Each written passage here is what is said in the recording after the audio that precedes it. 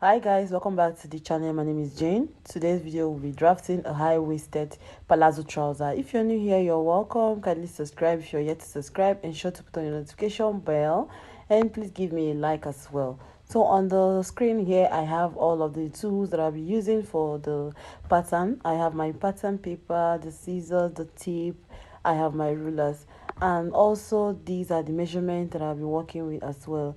So on my paper, you see I have at the top there, I've ruled the straight line, 1 inch line at the top. That will be our starting point for the waist. And also at the center line there, I have also marked in 1 inch inward. That will also be as a guide. So from my waist down to the length of the paper, I'm going to mark out the length of my trouser, and that I have already imputed on the paper. So what I'll do now is to add the seam allowance, that's the folding allowance at the bottom of the trouser. So from the waist to the length of my trouser is 43 inches, and I went ahead to add extra 1.5 inch for folding the trouser when we are about to stitch this up. So now after placing that mark right there on the lower part, I'm going to go ahead and use my ruler to connect all of that points together. Now I've created the sewing allowance at the bottom of the pattern. Alright, moving up to the top of this pattern, at the waistline we're going to get our hip placement. So what you need to do is place your tape on the waistline, and you're going to get the distance from your waist to your knee, whatever value you have. You place it right there and ensure to mark it across your paper, so when you are about to mark out this vertical line, you have it evenly across the paper. Now after you've gotten your hip line, from the waist still you're going to get your crotch depth. So for the crotch depth, for you to be able to get your crotch depth, you have to sit on a flat surface and measure from your waist down to where your butt touches the flat surface, or you can just go ahead and measure where your crotch is from the waist with the tape. So here I've gotten my crotch length from the waist, and my crotch length here is 12 inches. I've gone ahead to mark that across the paper. Okay, so after I've gotten the hip line, the next line is the crotch line. Now I'm going to use my ruler to just mark out all of those lines so that we can move forward from there. I said first off we got the hip line, and after the hip line we moved on to also drawing out the crotch line of this pattern. Okay, so after I've gotten this line, now the next line we are going to be marking out will be the knee line. So for you to get your knee line, you're going to place your tape on your waist again, and you're going to mark a point where your knee is. So alright, so just place your tape at the waistline and mark a point where your knee is, and ensure to also mark that across your paper as well. Now onto the waistline, we are going to be placing our hip measurement on the waistline. So your hip circumference divided by 4 is what you place on your waistline. Coming down also to your hip line, you place quarter of your hip circumference as well on that line, and you do the same thing for the crotch line. Place quarter of your hip circumference also on your crotch line. So now you've gotten these 3 points, you will just take your ruler and you're going to square it up to touch the waistline. Okay, so just go ahead and square this up to touch the waistline. And after you've gotten this, now we are going to be working on the crotch extension, and also we are going to be placing the waist measurement as well. So for the waist measurement, you are going to place your tape from that line extension upward, and you're going to be placing quarter of your waist circumference on that line, and you go ahead and place a mark right there. Moving on to the crotch extension. So for the crotch extension, my hip is 40 divided by 4. I have 10. So I further divided that 10 by 4 and it gave me 2.5. So for the front crotch extension, I placed 2.5 gotten from my hip circumference. I hope you understand that. And also I also went in diagonally 1 inch outside, so that when we place our curve on that point, it sits nicely and it's not too deep inside. So here I've used my pattern master to create the curve extension for the crotch line of the front. All right, now I'm going to just go ahead and complete the curve on my hip line to touch the waistline. So just go ahead and place your curve right there on the waist and connect it down to touch the hip line. So this way the extension from the waist to the hip has been created. And please note that this pattern does not have a dart to it. It's a dartless palazzo pants, and this is how I want it to be.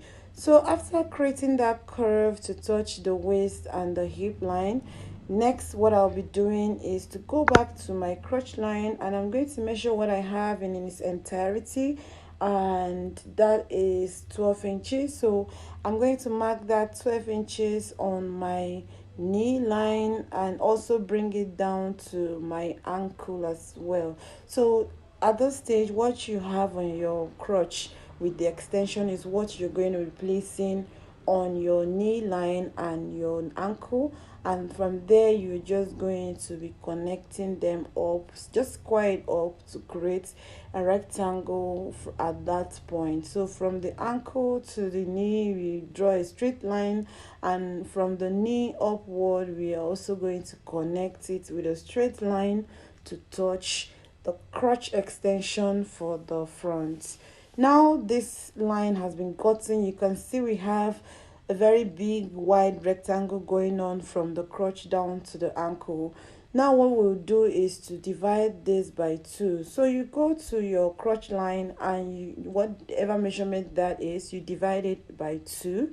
Okay, you divide it by 2 and you're going to be placing the midpoint of that division on your paper. So you divide it by 2 and you place the midpoint.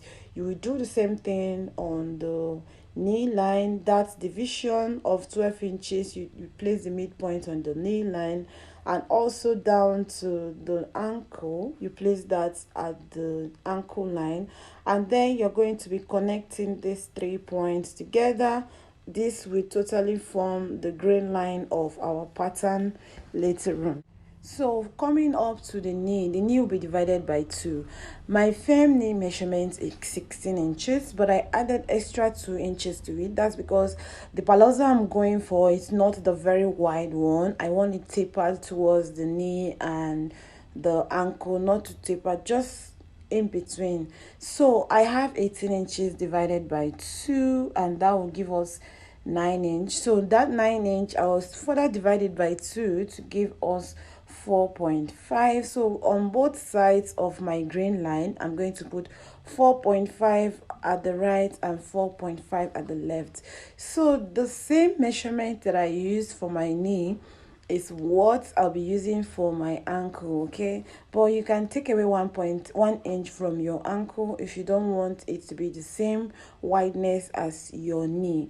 But for this I'm going to leave it at 4.5. So on the middle line there I place 4.5 towards the right side and 4.5 towards the left side. I did this for the knee and I also did this for the ankle. Next is to connect these 2 points together. So what you do is to just take your ruler and you place it on your ankle and ensure to run a straight line connecting from your ankle to touch your knee line. Okay, so that is basically it for the side, for the out seam and inseam of this pattern. So I will do the same thing for the other side as well. I'll place my ruler right there from the knee line down to the ankle. I will connect these 2 points with my straight line. All right, so here after we've connected them, this is what that side is looking like. Now moving up towards the waist and the hip line, I will be using my curvy ruler to connect that point. So what you will do now is to take your hip curve and you're going to be placing it at the out seam of your pattern. Ensure that it's not too curvy, okay? It's not too curvy inside, so your pants does not look funny when you stitch this. So I placed my hip curve at the outer part of my pattern, and I connected it to touch the hip line. And also at the inseam towards the crotch, I also place the hip curve at that point, ensuring that it's not too deep, and I will connect it down to touch my knee line. So this is it. You can see the front panel of my pattern is ready. It's all ready, looking beautiful and nice. If you've not liked this video to this point, please, you are doing me a great injustice. Like this video and subscribe to the channel. Guys, back to the video. Now my crotch, I'm going to be taking away 1.5 inch from the waistline. That's because the crotch is high, and for a palazzo trouser it's okay because you won't need to add extra band to it. If you do that, your crotch will be too long and it won't fit nicely. So I'm going to be taking off 1.5 inch from this pattern, and what I've done here is to mark 1.5 inch from my waist down to where 1.5 inch is, and I've connected the two of them together with a straight line. Okay, so now on this pattern you can either choose to cut out the band or you leave it, depending on when you're going to be using your pattern or anything like that. So I'm going to cut out this, but I think later on I changed my mind and reattached it back. But just so that the essence of marking this, just so that when I come to use this pattern, I know I'm going to be cutting off the band. Now after that is done, I added 1/2 inch sewing allowance at the sides, at the out seam and the inseam of this pattern, and here I am cutting out my pattern. So I added 1/2 inch also at the crotch line, and I didn't add at the waistline, I just left it like that. But when I'm going to be transferring this to my fabric, I'm going to be adding that 1/2 inch on my waistline. Also on the ankle, I went ahead to add 1.5 inch sewing allowance to it. So here guys, I am done cutting out my pattern, and this is what the front is. What I'll do is to go ahead and trace off those fronts on a separate pattern paper, and so that we can work on the back. Now I've traced my front panel on a separate sheet of paper, and I traced it out without the sewing allowances all around it. It's included of the band. So what I did was extend the line at the waistline, the crotch line, the knee line, and also at the ankle.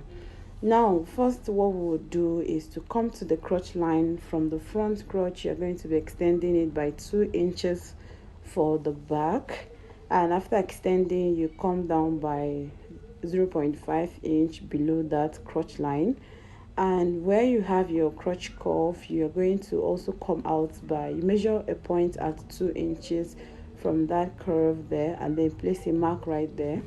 All right, so going up to your waistline, we are going to be taking in 1.5 inch on the waistline. So you're just going to place a mark right there also on your waistline. So what we'll do is to use our curve to connect these 3 points that we have just placed on our pattern.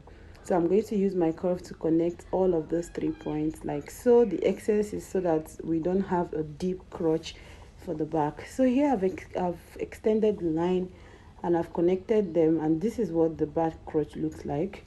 But we still have to extend it upwards so that it can accommodate the boards at the back.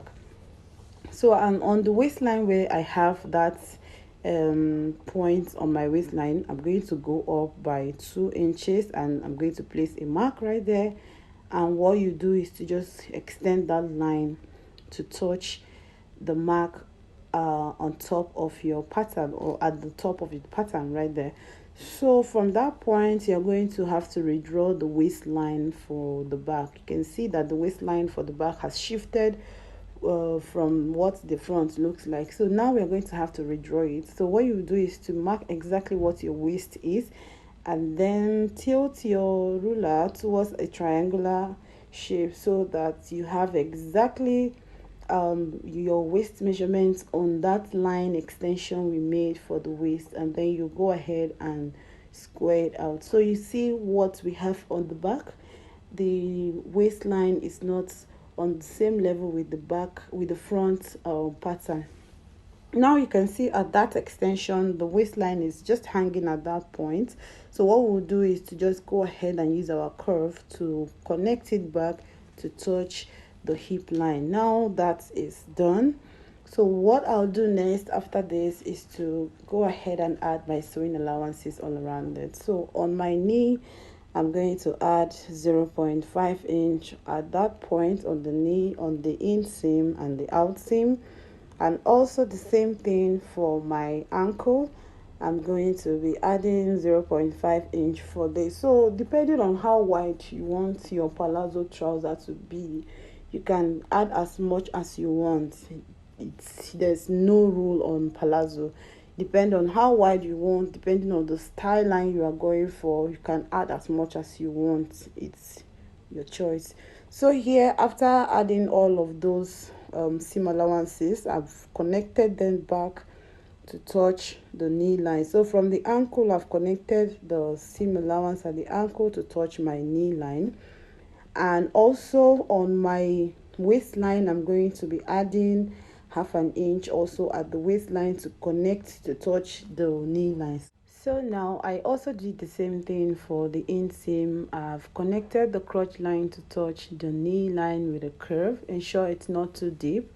And moving up to my crotch extension for the back, I also added half an inch at that point. So our pattern is ready.